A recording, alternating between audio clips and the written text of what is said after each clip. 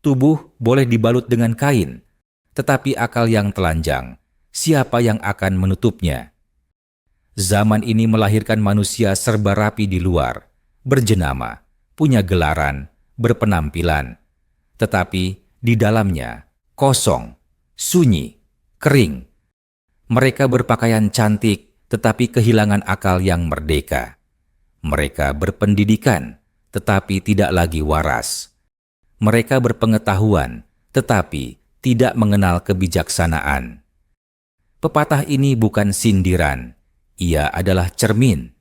Cermin kepada kita semua, generasi yang lebih takut kelihatan hina di mata manusia daripada kelihatan hina di hadapan Tuhan.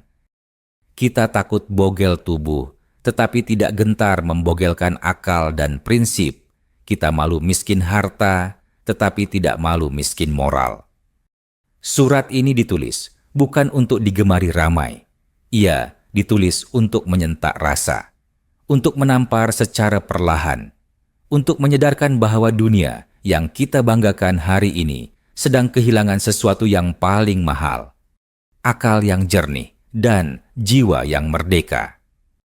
Setiap bab dalam siri ini adalah satu lapisan daripada tiap topeng zaman.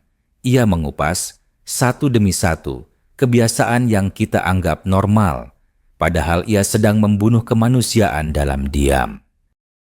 Jika Anda mendengar ini dengan hati terbuka, bersedialah untuk kecewa, karena kebenaran selalunya tidak datang dengan pujian, melainkan dengan luka yang menyembuhkan. Kau takkan pernah tahu sekiranya engkau itu sedang telanjang, karena seluruh dunia juga sama telanjang akibat normalisasi.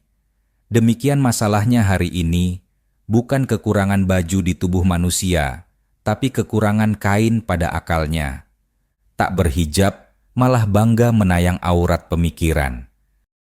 Manusia berjalan dengan penuh keyakinan, mengutip pujian dengan wajah mereka yang disolek oleh filter aplikasi media sosial, mengutip sanjungan dari gedik tubuh yang mereka pamerkan. Namun tak seorang pun terdetik untuk bertanyakan, apakah isi kepalaku berpakaian? Bogel tubuh tak pakai baju, bogel otak tak pakai akal. Menayang aurat pikiran pada khalayak tanpa segan, tercabutlah ruh abjad tiap kali menaip bicara. Terkesan cop jari di papan kekunci, namun tak berbekas di hati. Sumbang kalimat tanpa isi, bersilat kata tanpa jurus asli. Aku menulis ini bukan karena aku merasa lebih tahu, tapi disebabkan aku juga pernah salah seorang dari mereka. Aku pernah percaya bahwa yang mustahak adalah diterima khalayak, bahwa nilai diri ditentukan dari jumlah likes, bukan dari dalam diri yang bersikap jujur pada baik buruk kondisi. Di kota yang tak pernah tidur, seolah-olah mencabar Tuhan, yang juga takkan sesekali memejam mata berdengkur. Di zaman sesetengah manusia takut pada kesunyian, aku duduk sendiri. Dan untuk pertama kalinya dalam hidup, aku merasa benar-benar telanjang. Bukan telanjang tubuh, tapi telanjang di kepala. Aku lagi bingung mengapa aku mengiyakan, kenapa aku tak menolak dengan kata tidak, dan kenapa aku merasa janggal dikala ramai bersetuju mengenai suatu isu, padahal hatiku diam-diam membantah. Sejak saat itu, aku mulai menulis bukan demi mengajarkan apa-apa, sekadar untuk memakaikan kembali pakaian pada minda yang telah lama dibiarkan menggigil kesejukan dalam beku budaya palsu ini.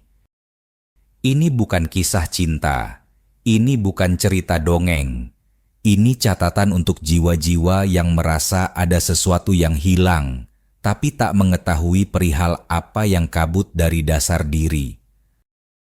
Andai kau masih sanggup bangkit tanpa puji-pujian dan masih berani bertanya, meski kau tidak tahu siapa yang akan menjawab, maka surat ini kutulis buatmu.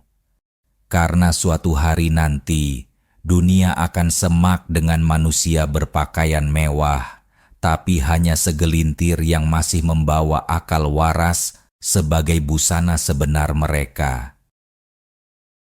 Hari ini aku menatap cermin besar yang tergantung di dinding kamar, disinari cahaya semula jadi pagi yang menyeret debu-debu ke udara.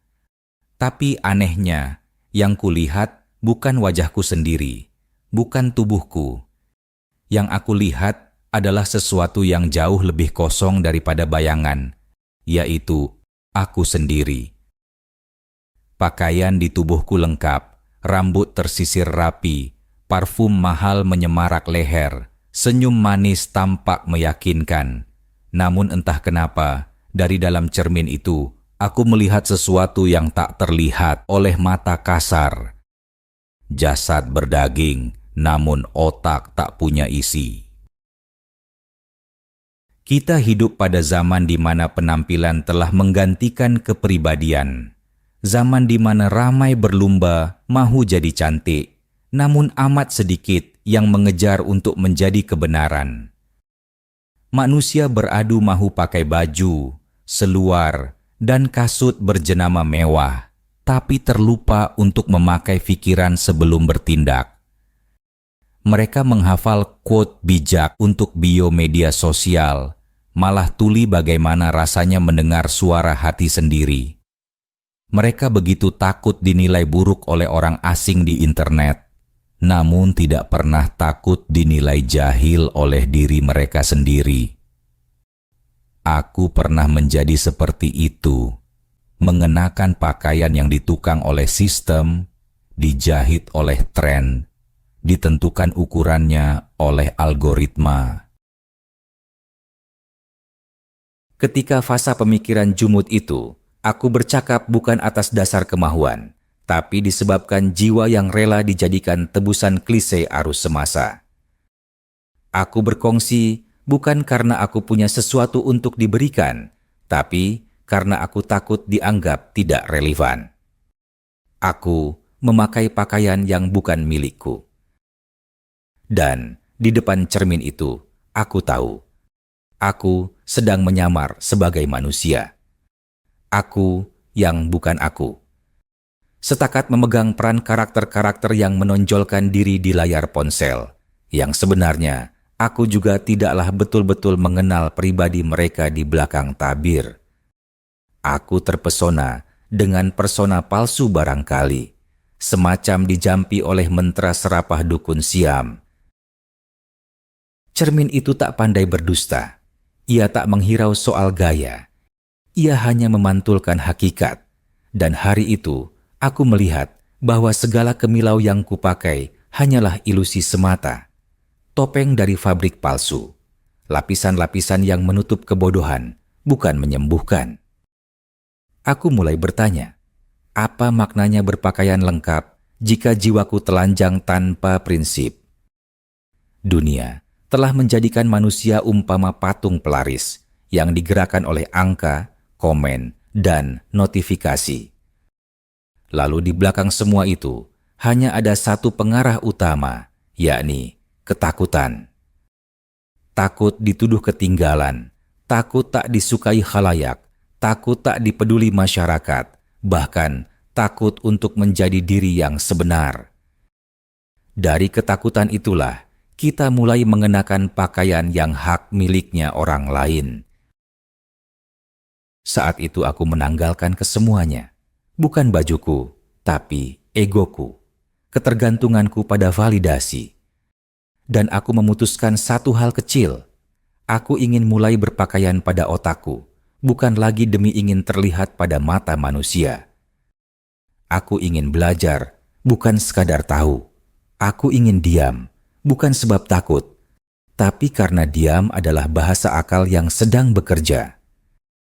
Aku ingin memakai kesedaran, bukan tren, kebenaran, bukan populariti, kejujuran, bukan lakonan. Sebab aku sadar, telanjang tubuh barangkali memalukan bagi dunia, tapi telanjang pemikiran adalah kutukan bagi jiwa. Dan cuma mereka yang berani menatap cermin kosong yang bisa mengetahui betapa dalamnya kita telah kehilangan diri sendiri. Karena pakaian sebenar manusia bukanlah pada tubuhnya, tetapi pada akal budi dalam sepi, serta tentang apa yang dipercayai dan diperjuangkan dalam hidup ini.